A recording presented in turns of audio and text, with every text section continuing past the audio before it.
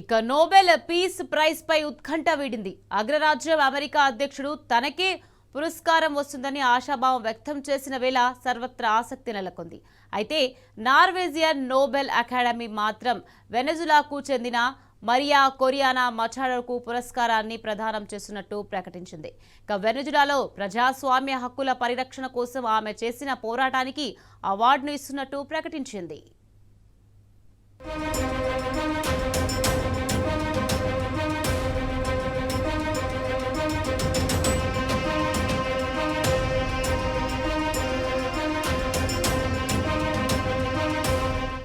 Nobel peace prize పై ఎన్నో ఊహాగానాలు, శాంతి బహుమతి కోసం ఎందరో నేతల ఆరాటం. ట్రంప్ మామ నోబెల్ బహుమతిపై గంపెడాశలు పెట్టుకున్న వేళ శాంతి బహుమతి ఎవరిని వరిస్తుందా అని ఒకటే చర్చ. అన్నింటికీ తెరదించుతూ వెనిజులాకు చెందిన మరియా కొరీనా మచోడాను నోబెల్ శాంతి పురస్కారం వరించింది. ప్రజాస్వామ్య హక్కుల పరిరక్షణ కోసం ఆమె చేసిన కృషికి పురస్కారాన్ని ప్రదానం చేస్తున్నట్లు నార్వేజియన్ నోబెల్ కమిటీ ప్రకటించింది. ఇంతకీ అసలు ఎవరూ ఈ మరియా కొరీనా మచోడా? నోబెల్ శాంతి పురస్కారం ఆమెనే ఎందుకు వరించింది? ఈ ఘనత దక్కడానికి మరియా చేసిన పోరాటమేంటి, సాధించిన విజయాలేంటి?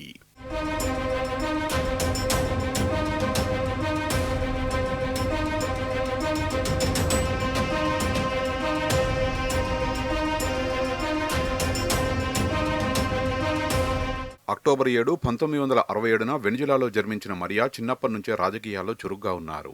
2001 నుంచి 2010 వరకు డెమోక్రటిక్ యూనిటీ రౌండ్ టేబుల్ సుమేట్ అనే ఓటు మానిటరింగ్ గ్రూప్ ను అలెజాండ్రో ప్లాజ్తో కలిసి స్థాపించారు. ఆ సంస్థలో ఎంతో క్రియాశీలకంగా వ్యవహరించారు. అనంతరం 2012లో వెనిజులా పార్టీలో చేరిన ఆమె పార్టీ నేషనల్ కోఆర్డినేటర్ గా తన సేవలందించారు. 2018లో బీబీసీ ప్రకటించే 100 మహిళల్లో మరియా ఒకరుగా నిలిచారు. 2025లో టైమ్ మ్యాగజైన్ ప్రపంచాన్ని ప్రభావితం చేయగల 100 మంది వ్యక్తుల్లో ఒకరిగా మరియాను గుర్తించారు. మరియా వెనిజులా దేశ ప్రతిపక్ష నేతగా ఆ దేశ అధికార పక్షం నికోలస్ మదుర ప్రభుత్వాన్ని ఎండగట్టారు. దీంతో అక్కడి ప్రభుత్వం మచాడోను దేశం నుంచి బహిష్కరించింది.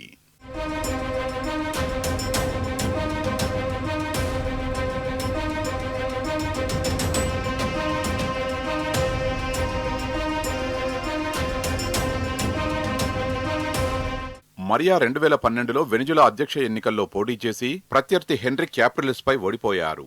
2014లో వెనిజులాలో అక్కడి ప్రభుత్వానికి వ్యతిరేకంగా జరిగిన నిరసనలకు మచాడో నాయకత్వం వహించారు. అనంతరం 2023లో వెనిజులా పార్టీ అభ్యర్థిగా పోటీ చేసింది. అయితే ఆ దేశ కంట్రోలర్ జనరల్ ఆమెను దేశం నుంచి 15 సంవత్సరాలు బహిష్కరించారు.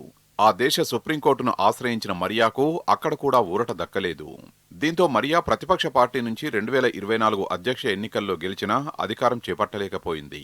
2024 ఆగస్టు 1న వాల్ స్ట్రీట్ జర్నల్లో లేఖను ప్రచురించింది. ఆ లేఖలో తాను నియంత నికోలస్ మదురోకు భయపడి అజ్ఞాతంలోకి వెళ్లినట్టు రాసుకొచ్చింది. ఆమెకు భద్రత లేదని, దేశ ప్రజలకు రక్షణ లేదని లేఖలో పేర్కొనడం గమనార్హం.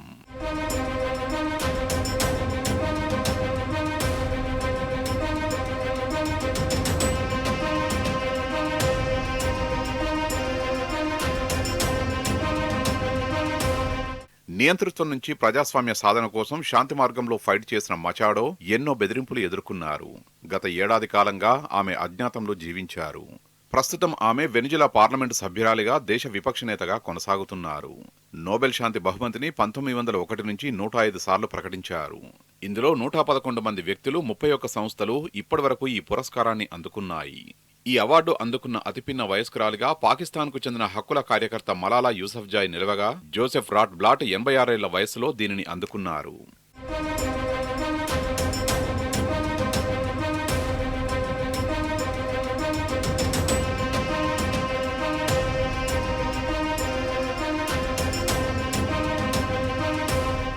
ప్రతిష్టాత్మక నోబెల్ శాంతి బహుమతి మరియా కొరీనా మచాడోను వరించింది. నార్వే నోబెల్ కమిటీ ఈ మేరకు ప్రకటన చేసింది. వెనిజులాకు చెందిన మరియా కొరీనా ప్రజాస్వామ్య హక్కుల పరిరక్షణ కోసం చేసిన కృషికి గాను ఆమెకు ఈ పురస్కారం లభించింది. ఈ ఏడాది మొత్తం 338 మంది ఈ శాంతి పురస్కారానికి నామినేట్ అవ్వగా అకాడమీ సభ్యులు మరియా వైపు మొగ్గు చూపారు. Hello. Yes. Yes. Hello. Am I talking to Maria Corina Machado? Yes, this is Maria Corina. Yes, Maria Corina. My name is Christian Berghardt Piken.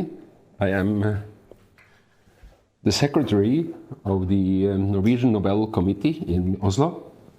And I'm calling to inform you that in a few minutes it shall be announced here at the Nobel Institute that you will be awarded the Nobel Peace Prize for 2025.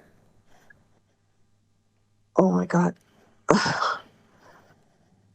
So Oh the my God. warmest congratulations to you, Maria.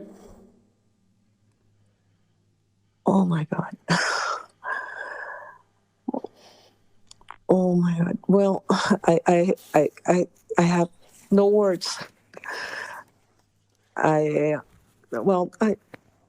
thank you so much, but I hope you understand this is a movement. This is a achievement of a whole society. I am just one person. I certainly do not deserve this. Oh my God. I think both the movement and you deserve it. Venezuela సమస్యను Nobel శాంతి బహుమతితో ప్రపంచవ్యాప్తంగా తెలిసేలా చేశారు Maria Corina Machado. వెనిజులాకు చెందిన మరియాకు Nobel శాంతి బహుమతి లభించిన వేళ ఆ దేశంలోని ప్రజలకు పూర్తి స్వేచ్ఛ లభిస్తుందా, దేశంలో నియంతృత్వ ప్రభుత్వం పోయి ప్రజాస్వామ్య ప్రభుత్వం వస్తుందా చూడాలి. ఏది ఏమైనా దేశ సమస్యను ప్రాణాల్ని కూడా లెక్క పెట్టకుండా ప్రపంచ స్థాయిలో గొంతెత్తి చెప్పిన శాంతి కపోతం మరియాను ప్రశంసించాల్సిందే.